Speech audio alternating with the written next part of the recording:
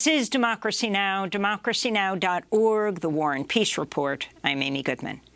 Today, President Biden's hosting an event at the White House with victims of gun violence to mark the signing of the Bipartisan Safer Communities Act, a new law meant to reduce gun violence. The measure was inspired in part by the mass shootings in Buffalo, New York, and Uvalde, Texas, and was soon overshadowed by yet another mass shooting when a gunman in Highland Park, Illinois, killed 7 people at a July 4th parade. Today's White House event includes survivors and family members of more than 10 high-profile mass shootings. The new bill will incrementally strengthen requirements for young people to buy guns, denies firearms to more domestic abusers, and helps local police remove weapons from people considered dangerous.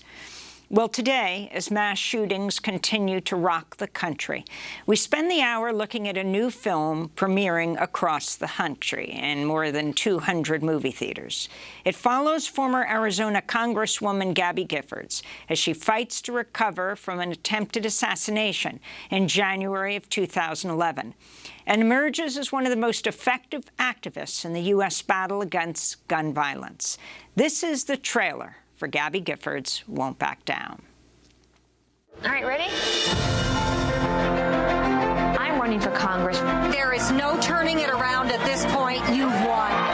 Joining us now is Representative Gabrielle Giffords. Gabby was a star.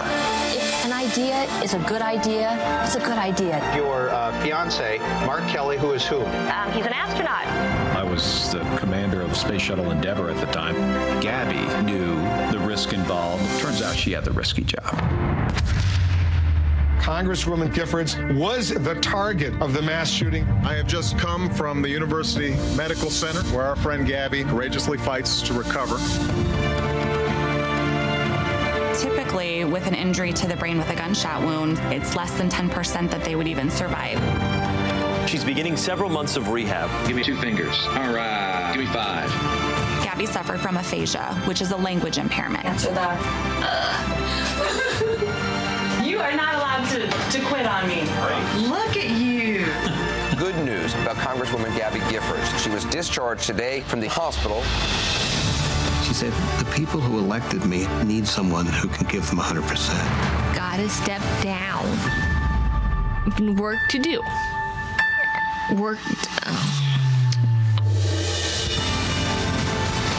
It's a very unique way of communicating with facial expression, touch, and her love. It's a gift. She laughs at my jokes, even when they're bad. Funny. Funny. This is the model that they built the plate out of. Does that look about right? The words are there in my brain. I just can't get them out. Gabby Giffords making her way back to the Capitol. Too many children are dying. Too many children. We must do something. Nobody could have been more compelling than Gabby was that day.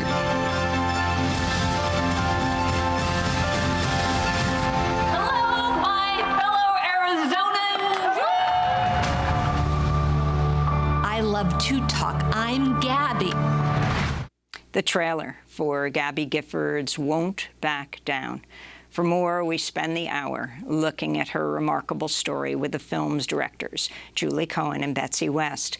They follow the former Arizona Congresswoman as she fights to recover from her attempted assassination on January 8, 2011, when she and 18 others were shot during a constituent meeting held in a supermarket parking lot in Arizona, in Casas Adobes, in the Tucson metropolitan area. In a remarkable story, she went on to emerge as one of the most effective activists in the U.S. battle against gun violence. In fact, former Congresswoman Gabby Giffords received the Presidential Medal of Freedom at the White House last Thursday for her work. This is President Biden. Proof that we'll not grow numb to the epidemic of gun violence in this nation. Proof that we can channel the pain and sorrow we see too often in America into a movement that will prevail. With her husband, United States Senator Mark Kelly, who, by the way, was that astronaut you all remember, she is more consequential, I acknowledge. Yes, that's President Biden awarding the Medal of Freedom to Gabby Giffords. The subject of Gabby Giffords won't back down. We're joined right now by the directors of the film, Julie Cohen and Betsy West. They've made many award-winning documentaries together, including Julia, about Julia Child, My Name Is Pauli Murray, and the Academy Award-nominated film RBG. Julie and Betsy, welcome back to Democracy Now! What a moment to be focusing on the life of Gabby Giffords in the midst of this horrendous continued wave of mass shootings across the country. Take us back to January 8th, 2011, Julie, and talk about why Gabby Giffords was in this parking lot and what happened next. Yeah, you know, this was a meet and greet with constituents. Gabby was, then Congresswoman Giffords was very much a go out to the people, meet with constituents, hear what's on their minds. Both Democrats and Republicans were at this event to ask questions and just kind of get an update for the Congresswoman who at that time had just been reelected for her third term. When a gunman emerged, it's a morning event, just emerged and shot Gabby pretty much point blank right in the brain, and also opened fire on a crowd of people, killing 6 of them and injuring Gabby plus 12 more. An absolutely horrendous mass shooting, and one that rendered Gabby initially in the hospital in a medically induced coma. Unclear at first, is she going to survive? And then once she was pulled through, what will her life be? Will she ever be able to walk again or talk again? And our film sort of picks up when she's in the hospital and shows with the remarkable assist from Mark Kelly, who had some cinematography training as an astronaut and had the very good sense to set up a camera in the hospital to kind of give you just this remarkable inside view of every moment of this heroic and epic recovery, and the fight that this woman has had to come back herself and then to come back as a public figure fighting to try to do something about the epidemic of gun violence in our country. I wanted to go back to that moment because right after she was shot and a number of people killed, we interviewed Daniel Hernandez. Then he was 20 years old. He was an intern for Gabby, who was credited with likely saving Giffords' life immediately after the shooting that again left 6 people dead and 20 wounded. Daniel, welcome to Democracy Now! Why don't you describe what you did Saturday morning, what was it, around 11 o'clock your time in the supermarket parking lot? I'm an intern with the Congresswoman's office, and I was helping with an event called Congress on Your Corner, where the Congresswoman had the opportunity to speak with her constituents one-on-one. I think that's one of the things that I've always admired about Gabby, that she took the time out to really listen to her constituents. And she always said, representative is not a job title, it's a job description. So we were doing this event, and about 10 a.m. We started off. I was in charge of controlling traffic and signing people in. About 10 minutes into the event, so about 10:10, the first shots were fired. When the first shots were fired, the first thought that came into my head was, if there is a gunman, Gabby's likely to be a target, and anyone around her is likely to get injured. So I then ran towards where I knew the Congresswoman would be, because I was at the end of the line signing people in. When I got there, I noticed there were a few people who had been injured. So I started checking for pulses, and I started checking to see who was still breathing. The first rule of triage is you find out who's stable enough, get them the help that they need, and then you move on. But I was only able to get to 2 or 3 people, unfortunately, before I noticed that the Congresswoman had been hit. She had been hit in the head, and because she was still breathing, she was still alert, and she was still conscious, she became my first and only priority. I then tried to do what I could for the Congresswoman. The first thing I did was lift her up, because in the position she was in, there was some risk of asphyxiation because there was blood loss and she was starting to inhale some of her own blood. So I picked her up and I sat her in an upright position, propped up against my chest so that she could breathe properly. I then started looking for other wounds. There was only the one obvious bullet wound to the head. So I started applying pressure to the wound until someone else could come in and take over who was better qualified. That was Daniel Hernandez. He was 20 years old and interned for a few days at the time. We talked to him just a few days after the assassination attempt and the killing of 6 others. Betsy West, the horror of this, the youngest to die was little Christina Taylor Greene. She was 9. And talk about the others. Yeah, a federal judge, John Roll, who was a friend, a Republican and a friend of Gabby, had stepped up next to her right before the shooting started, and he was instantly killed. One of Gabby's rising, promising young staff members, Gabriel, was also shot and instantly killed. Several other bystanders who had just come to ask Gabby questions, also gunned down. It was, one of the sheriff's deputies who arrived on the scene early told us how horrific it was that the bullets had gone through the glass windows of the grocery store and all the way to the back. It was horrific. Luckily, several of the bystanders were able to tackle the gunman and, get the gun away from him before more damage was done. But, it was very shocking, and I think we all remember in America, even those of us who didn't know who Gabby Giffords was, were just horrified by this mass shooting, which really was one of the first to grab people's attention back in 2011. And isn't it true that Mark Kelly, who's now a senator, is an astronaut, was in Houston, hears about the shooting, the horror, and as he's flying to be with her in Arizona, he hears the media reports that she has died? Yeah, that's right. A friend had a plane on which he was flying, and he was watching television news, trying to get every ounce of information he could about what was going on with his wife. They'd only been married for a little more than 3 years at this point. These romantic newlyweds, and the unimaginable happens. All he really knows is that she's been shot. And a number of news outlets, based on the chaotic situation in an incident like this, where people are hearing from people on the ground, and of course she looked extremely severely injured. So several news outlets started reporting that she had died officially, and Mark Kelly, her young husband, sees this on a news report on an airplane.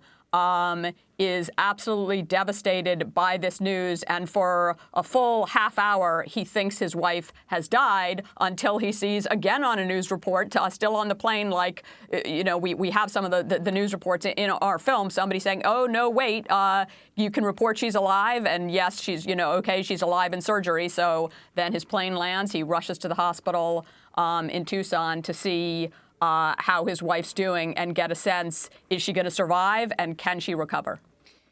Now, this is truly remarkable, the video footage you have. And this film is about gun control and fighting to end this scourge in this country, alone in the world in dealing with these mass shootings. Well over 300, not killings of people, but mass shootings this year alone. Far more number of people died.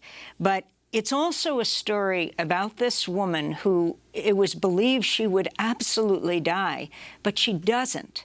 And her fight against aphasia. But let's even go before that. This is a clip from your film, Gabby Giffords Won't Back Down, of President Barack Obama, president at the time, reflecting now on seeing former Congressmember Giffords after her tragic shooting. He visits her with Michelle in the hospital in 2011.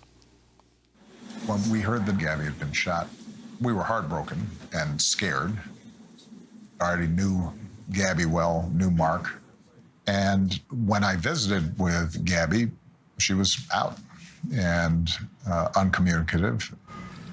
A few minutes after we left her room and some of her colleagues from Congress were in the room, Gabby opened her eyes for the first time.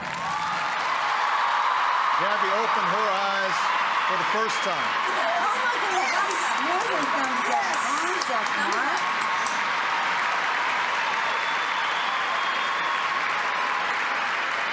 Even in the darkest, most difficult times, there's always that glimmer of hope that we can cling to. Betsy West, if you can talk more about that moment, that she opened her eyes for the first time, and also they had removed a part of her skull. Yeah, they had removed some of her skull in order to allow the swelling of her brain and really to save her life. You know, I think that Gabby's shooting was a singular moment for Barack Obama and his young presidency. He flew to Tucson, visited Gabby, had that very emotional meeting with the Tucson community, and then really put himself behind the issue of trying to do something about gun violence.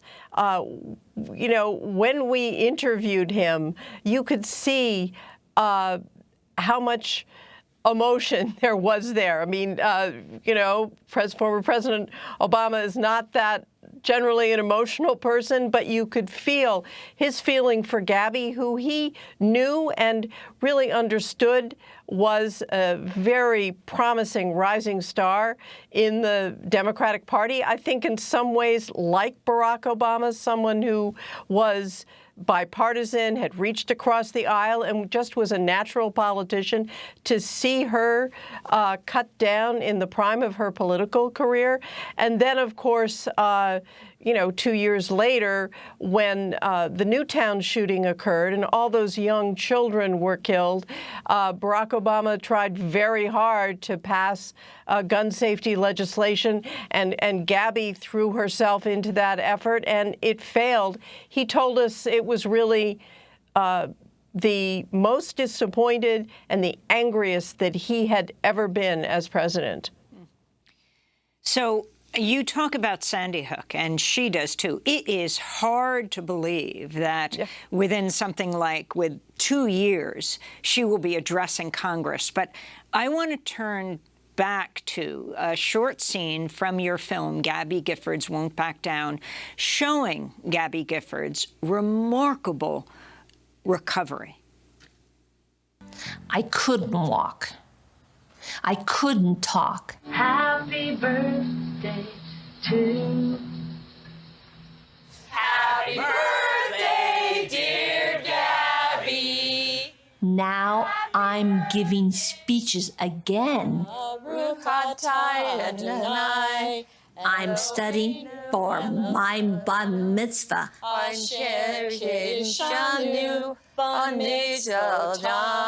And I'm riding my bike for 25 miles in El Tour de Tucson.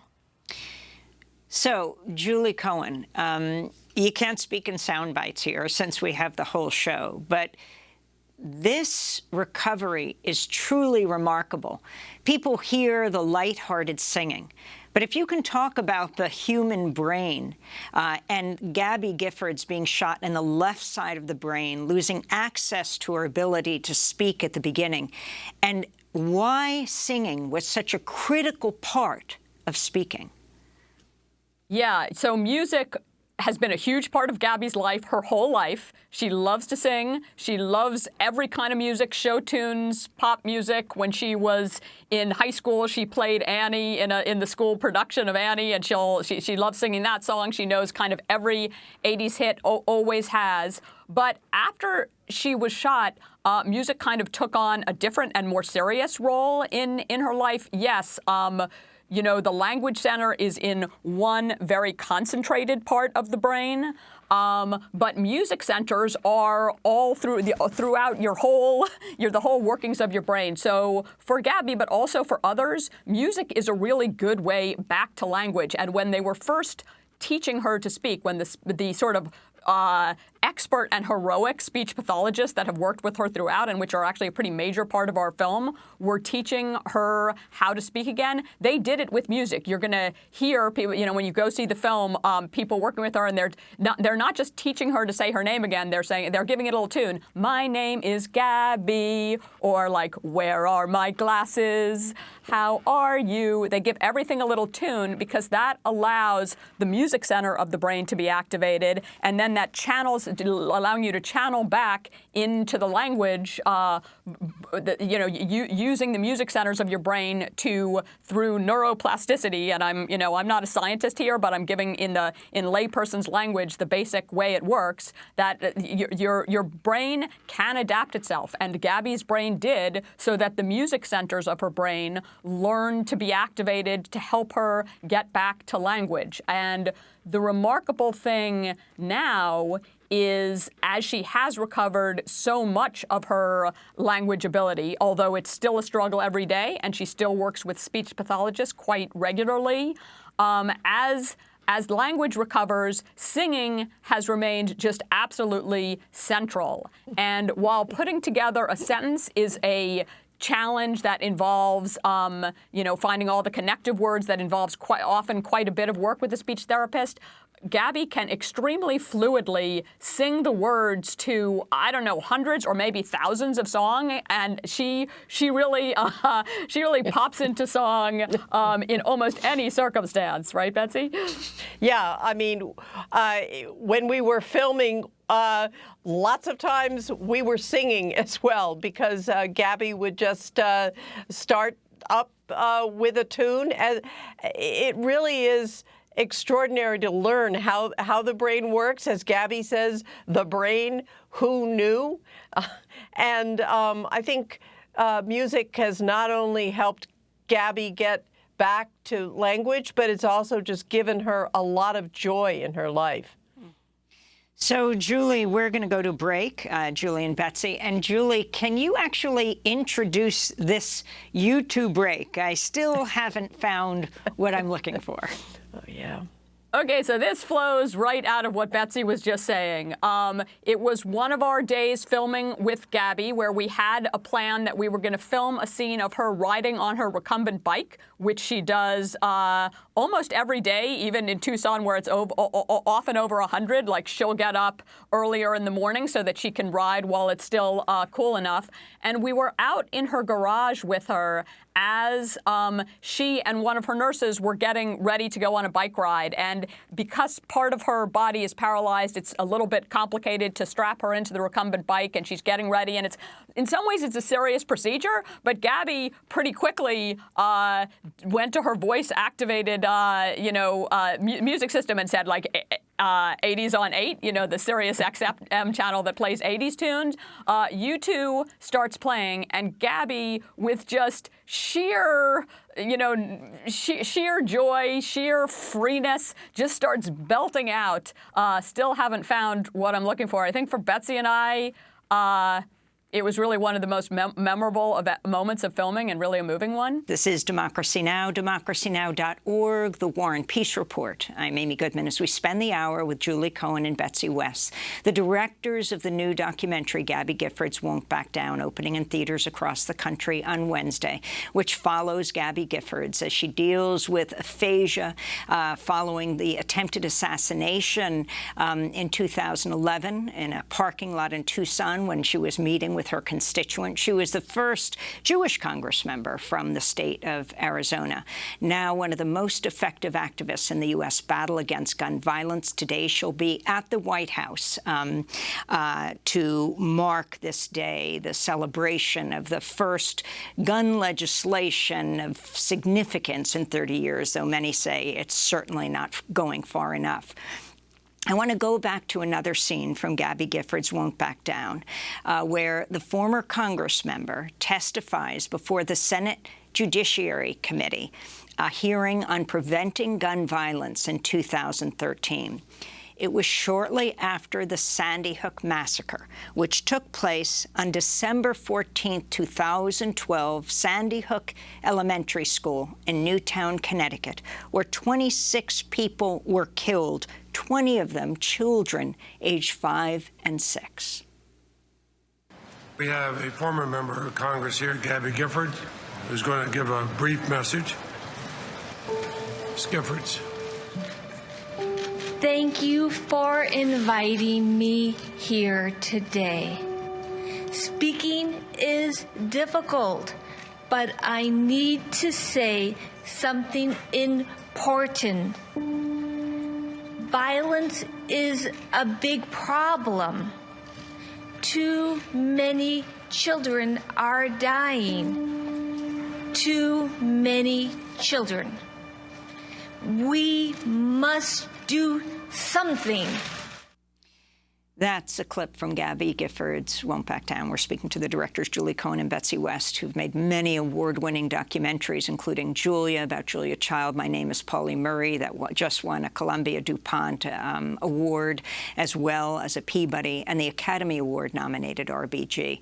The new film about gun control is called Gabby Giffords' Won't Back Down. Julie Cohen, if you can talk about this moment, about her testifying. Today she will be back at the White House, and again, last week she was just honored by President Biden, given a Presidential Medal of Freedom, the highest award that goes to a civilian in this country. Yes, the moment of that testimony was something that took a tremendous amount of work for Gabby. That was the first time that she was going to be giving a major public address. Many people, it was about 2 years after she had been shot, and many people weren't really sure what her language ability was going to be, which is why that felt like kind of a suspenseful moment as she's sitting down to testify before the committee with Mark Kelly, her husband, not yet a senator at that point, by her side.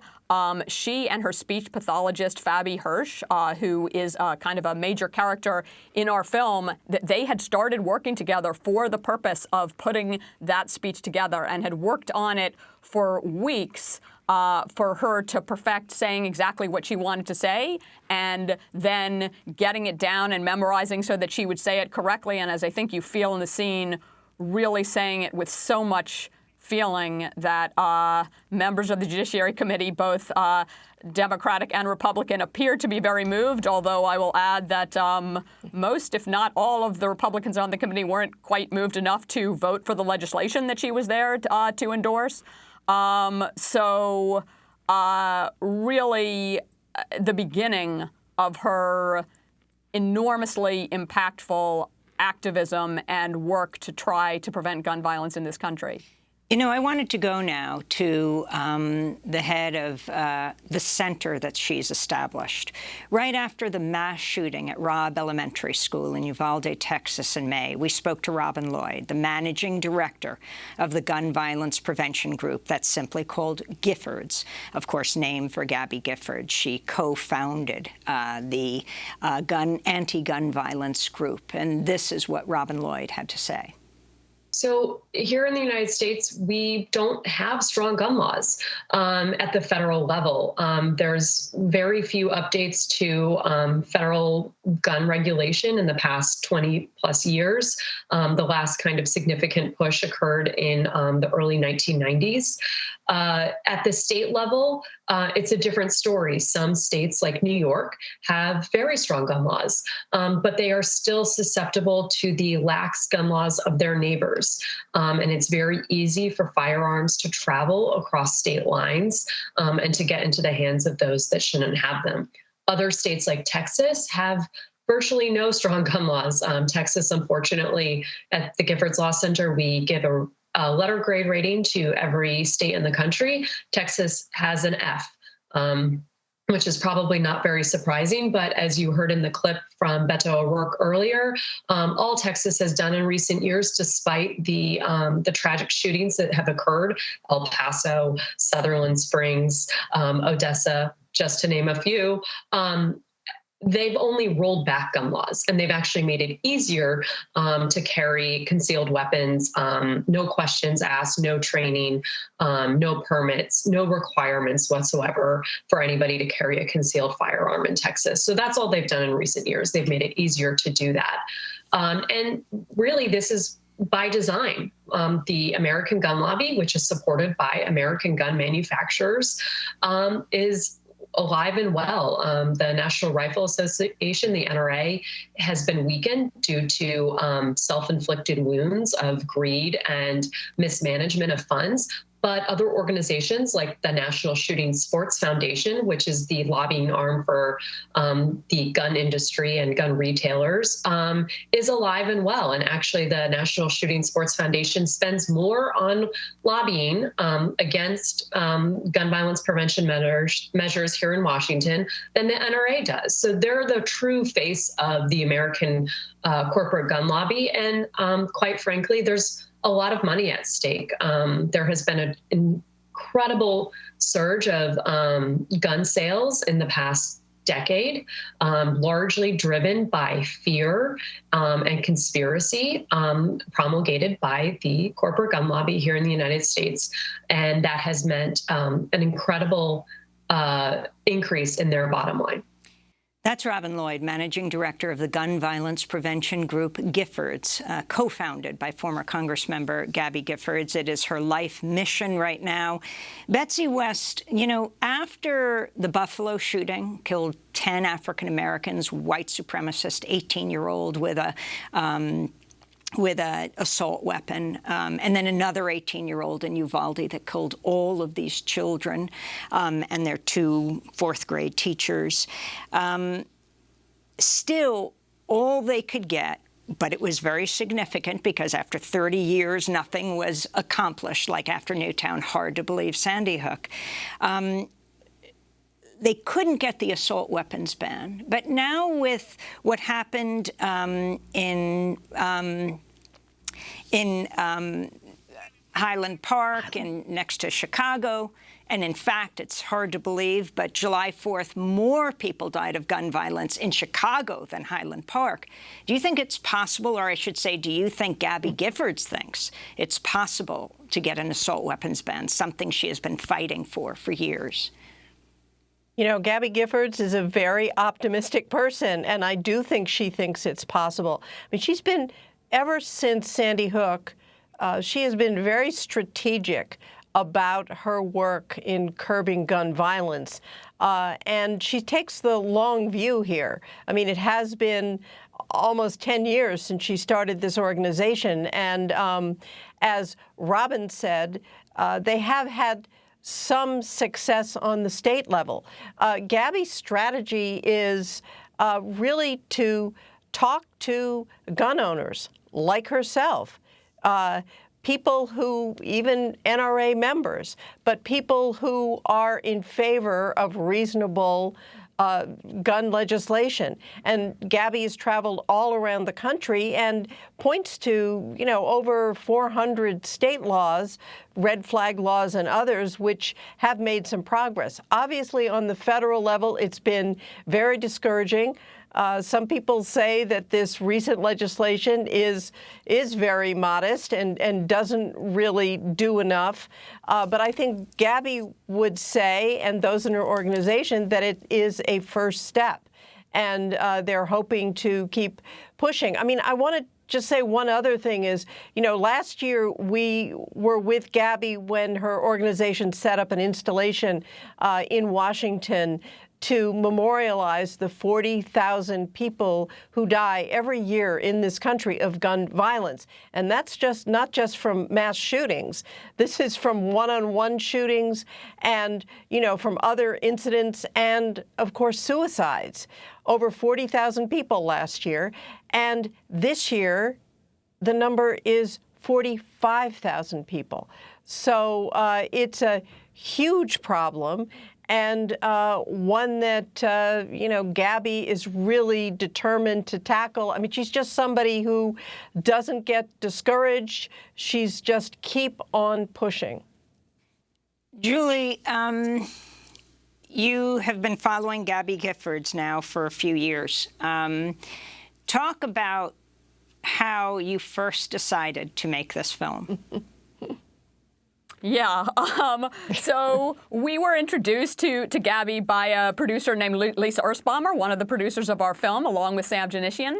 And Lisa had the thought that the combination of us and Gabby might really make for a pretty amazing documentary. So she set up a Zoom call with us. This is at the very beginning of COVID. And we had a conversation with Gabby and then Senate candidate Mark Kelly about their lives, thinking, you know, is this someone, can we make a full feature film about someone when language is such a struggle and a challenge? Those concerns, I would say, were alleviated pretty quickly by the forceful personality of Gabby herself, who lifted her foot. I'm not going to do the gymnastics required to put my foot by your camera, but who lifted her foot directly to the camera of the Zoom to show us that she was wearing RBG socks. She's a connector with and without words, and that was just indicative, you know, within about, you know, a minute and a half of this Zoom call starting, Betsy and I were texting each other like, yes, like we are making this film. Speaking of RBG, let's not forget, I mean, Gabby Giffords not only works on the issue of gun violence. The Supreme Court has just lifted a gun ban based here in New York, making it easier for people to get guns at this unbelievable, horrific point in U.S. history. But, of course, also overturned Roe v. Wade. What, Julie, was Gabby Giffords' response to that? Yeah, so Gabby, you know, like a lot of progressive politicians and humans, has been a strongly pro-choice person for years. We happened to see Gabby on the day that the draft opinion was released of Dobbs, giving a sense that of the rollback that was about to happen.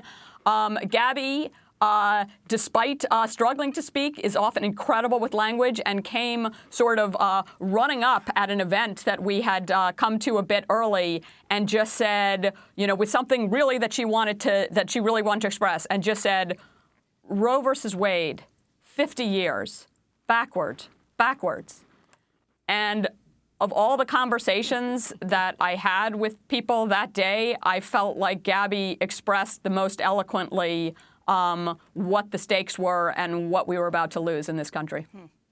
And interestingly, you did the documentary, the two of you did the documentary, Julia, that aired on CNN. And one of the things you focus on, Julia Child, right, the world-renowned chef, but she used her celebrity to support Planned Parenthood and reproductive rights. But I wanted to go at the end of this hour with you two to go to My Name Is Pauli Murray and talk about, it premiered at the Sundance Film Festival. We had a long discussion at the time about it, a whole show. It's gone on to win a Peabody and a DuPont, the film about one of the most pivotal figures in history, Pauli Murray, a trailblazing black queer feminist poet, lawyer, and legal scholar and priest who was discriminated against from childhood because of their race or gender or both, went on to question systems of oppression and conformity with a radical vision ahead of their time that influenced landmark civil rights decisions, influenced RBG, influenced Thurgood Marshall. I just wanted to play a clip for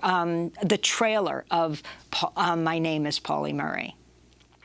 There are some people who now argue that you cannot teach American history without teaching about Pauli Murray. Pauli was a writer, a lawyer, a priest, a poet.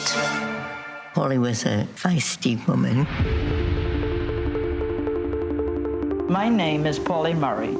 My whole history has been a struggle in a society dominated by the ideas that blacks were inferior to whites and women were inferior to men.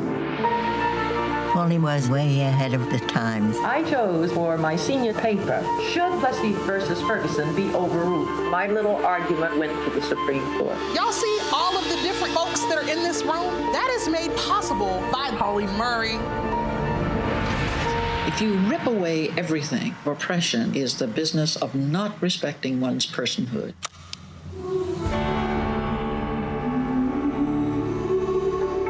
For my first 2 years, I was the only woman in the law school. They didn't even let me talk. Thurgood Marshall is talking about Jim Crow, and she says, what I'm experiencing is Jane Crow.